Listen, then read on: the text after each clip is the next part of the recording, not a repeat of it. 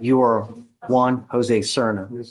Mr. Cerna, you now stand charged yet again with burglary of a motor vehicle. We are going to do probable cause. You have the right to remain silent. Anything you say can or will be used against you. On March 20th, 2025, law enforcement officer was dispatched to a burglary of a motor vehicle that occurred in Old Navy parking lot in Harris County, Texas. A law enforcement officer spoke to two witnesses who viewed the incident.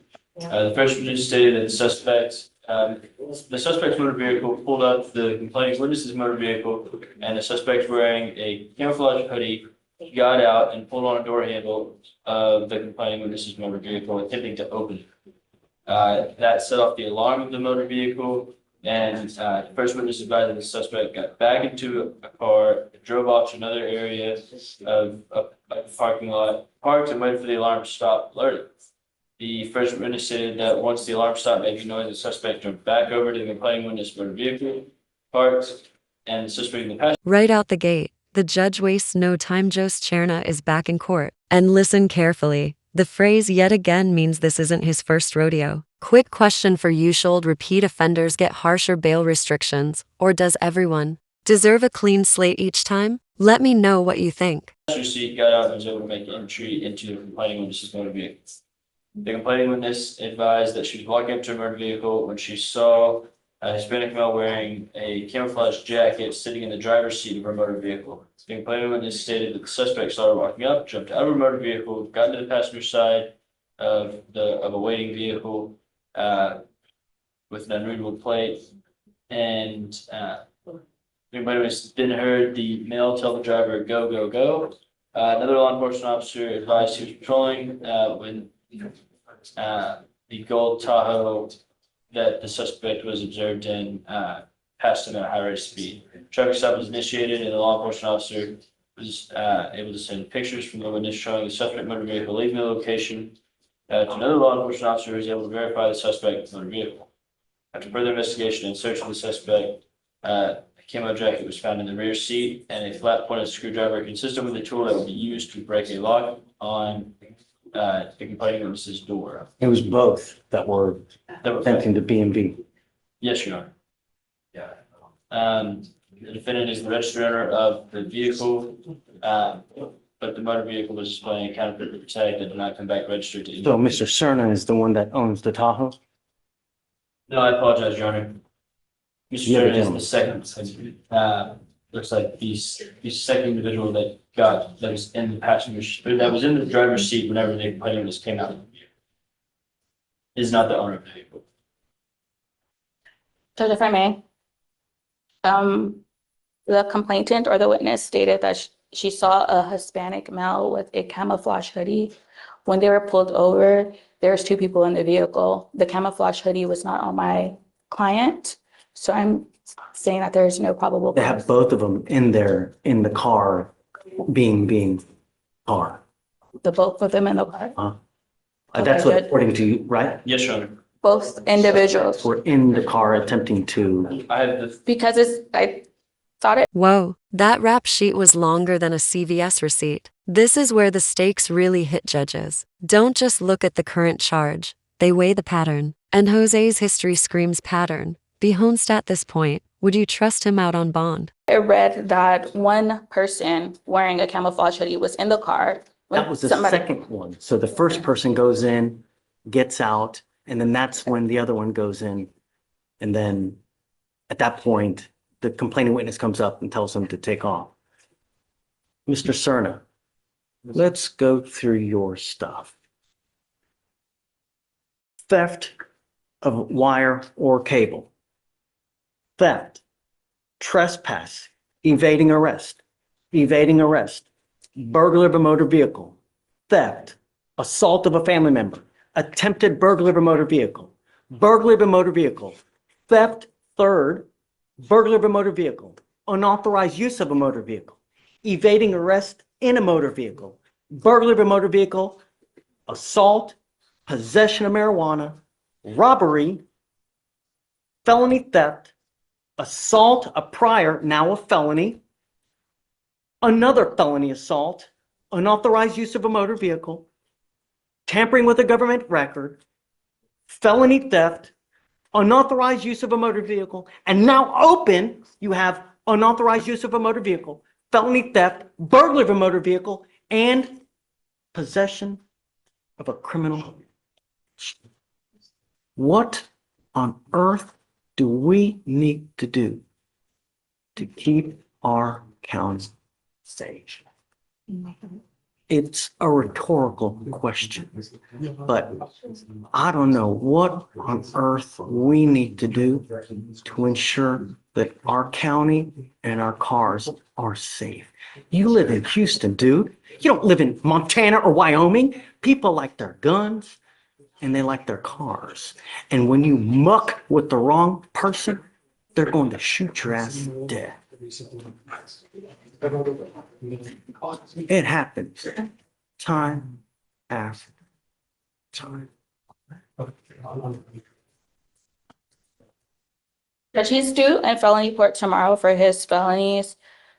This is the moment. The judge flat out admits Joe scares him. That's rare to hear so bluntly in court. Notice the strategy here. Home confinement, alcohol monitor, no weapons. The system is trying to control risk without overcrowding jails. But the real question, do you think these restrictions actually work? Or do repeat offenders always find a way around them? His bond is currently set at 10,000 for this misdemeanor. Can we reset till Friday to see what happens in felony?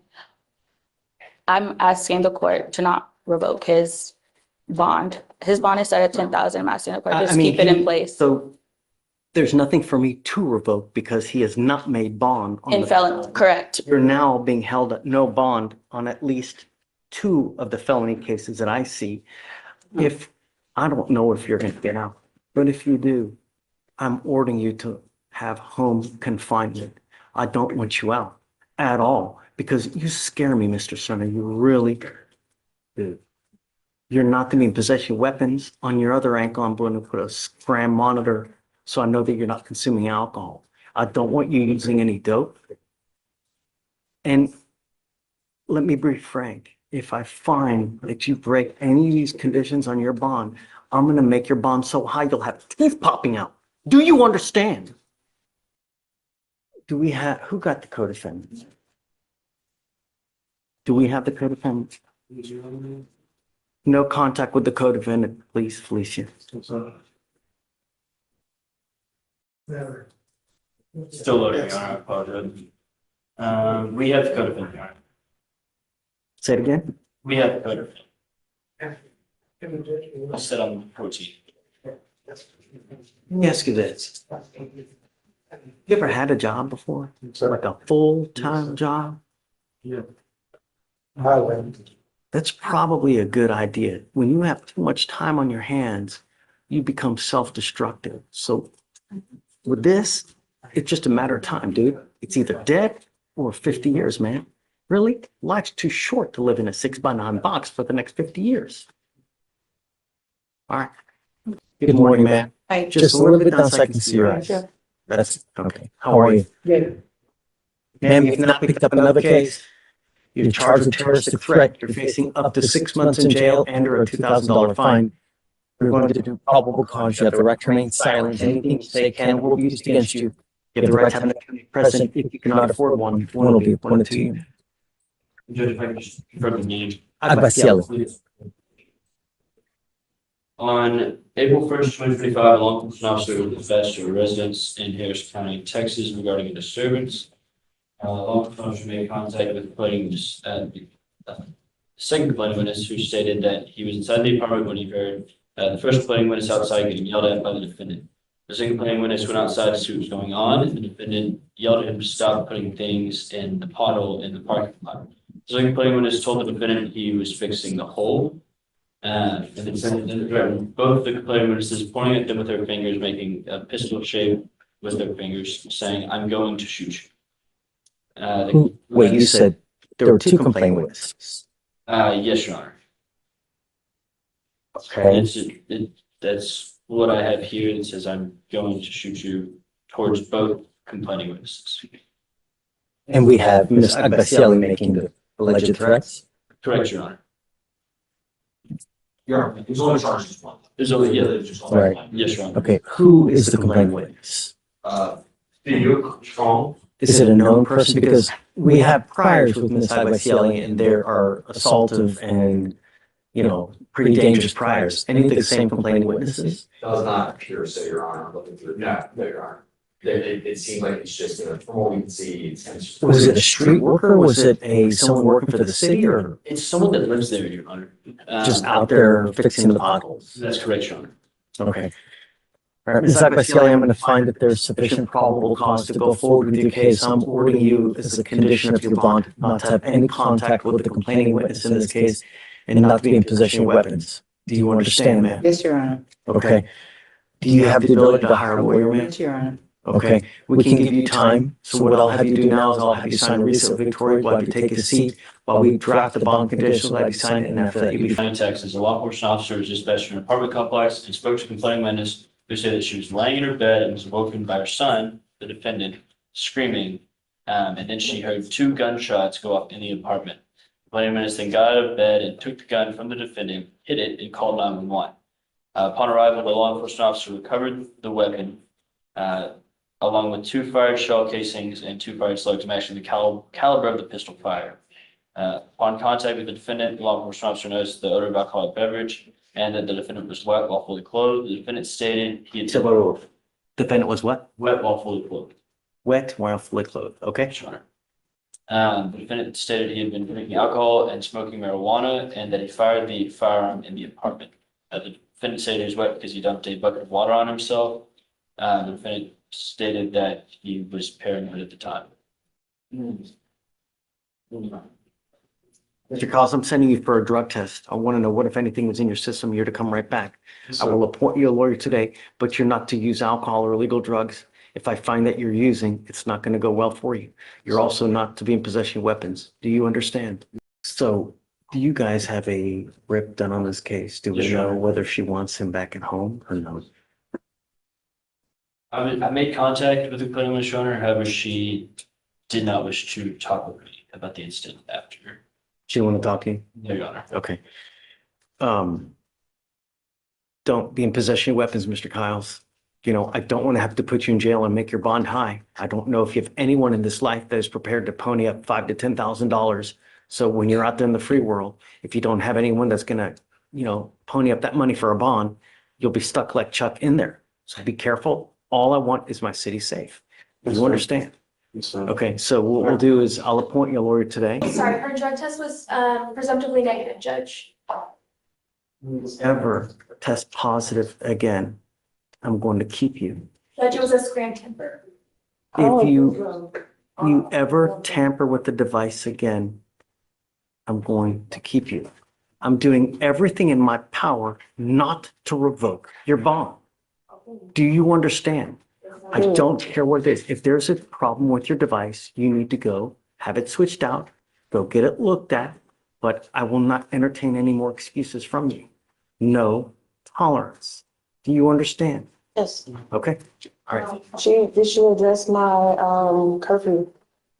My lawyer was supposed to ask her about my curfew because I got a job and I started today. And the job is from 5 p.m. to 6 a.m. at Adrian. And I have the letter saying that I've been accepted for the job.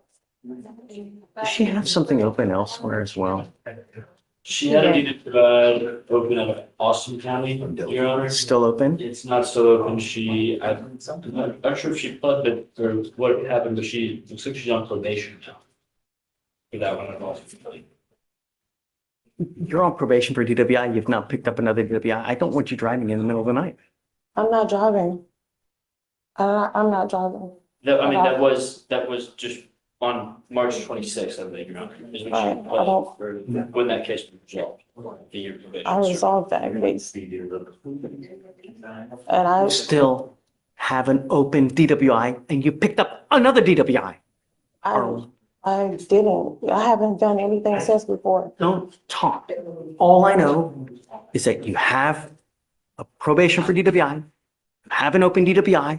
The last thing I want is another death on my streets. And I'm going to do everything in my, I tell Pete Everybody tells me what I want to hear here. I'm And then not. when they get out there, Before I took the job, I spoke with my lawyer. It's keys. I have someone that works there and they shuttle and I can get a ride.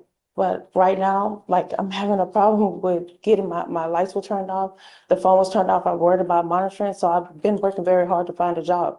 This is the only job that I found and I need to work to survive, to pay my bills. I have to work. And with the background that I have, it's been hard for me to find a job regular 8 to 5. This is the only thing that was available. And then I made sure that there was a ride or a shuttle. They work in shifts. So 5, 6 people in my neighborhood work there. So I've secured a ride to and from work. proof of employment that you actually have a job working I there. have it. My lawyer have it and I have the Have email you right get here. with your lawyer. I want to see actual proof that you're working there. And then we'll put a GPS monitor on you, I have a monitor. I have GPS monitor already. exact address, so that we know that you're going to and from work. If you deviate in the slightest, and I don't care what it is, that'll be your third bond violation, and I'm going to lock you up. I will deem you a public danger and make your bond sky high. Do you understand? Yes. Okay. The, Chief Marie, I'll have you get with your lawyer and then they can get with pretrial. and I start today. It starts today at 5 p.m., which is why she had me come today. Okay. So- I'll have you get with Ms. Freedy. She can get with pretrial. You guys can work out the details. All right, thanks. Judge, would you like me to email that proof of employment to you or to pretrial? No, to Felicia. And I Okay, don't know if you have her email address. I'll see if I can get it for you. okay, please. I'll see if I- Give me a second. I'll chat it to you. Hold on. a Okay, second. thank you, Judge. Good morning, Mr. Williams. Sir, you're charged with theft. You're facing up to a year in jail and or a $4,000 fine. We're going to do probable cause. You have the right to remain silent. Anything you say can or will be used against you. You have the right to have an attorney present. If you cannot afford one will be appointed to you, sir. Thank you, Judge. On July 15, 2024, in Harris County, Texas, a defendant was observed on surveillance video entering a pawn shop accompanied by a female, a toddler, and a baby in a car seat carrier. The defendant was observed putting down the baby, picking up a projector, and concealing it behind an item on the next aisle. The defendant then returned to the baby, picked up the baby, and then picked up the hidden projector and concealed it in the car seat. The female completed a transaction at the counter, and the defendant left with the item in the car seat without paying, passing all points of sale. The defendant was identified by his Tennessee driver's license photo by the complaining witness. The value of the item stolen was $2,000 or $2,099.99. Do we know if they got it back? I do not, does not say in the DIMS. We need just a moment, Your Honor, to, We can worry about it later. yes, Your Honor. Mr. Williams, I'm going to find that there's sufficient probable cause to go forward with the case. I'm ordering you as a condition of your bond not to go back to this pawn shop. You've also missed 3 different times. If you miss, excuses go in one ear, go out the other. Actions are what matter, Mr. Williams. You've missed court on 3 different occasions. If you miss again, I'm going to make your bond so high, it's going to hit the clouds. Do you understand? Do you have the ability to hire a lawyer? I'll have you fill out an application. I'll take a look to see whether you qualify. Okay. You get, every time you bond out, they give you paperwork telling you where you need to go, the date and time and the location. So I'm not going to argue with you, man. It's just, we've had 3 different occasions. Your case is 220 days old. So I'll have you fill out an application. I'm going to have you sign a receipt. I'm going to have you take a seat, but I need to do further bond conditions on him. So you're not allowed to leave until we do further bond conditions. Please.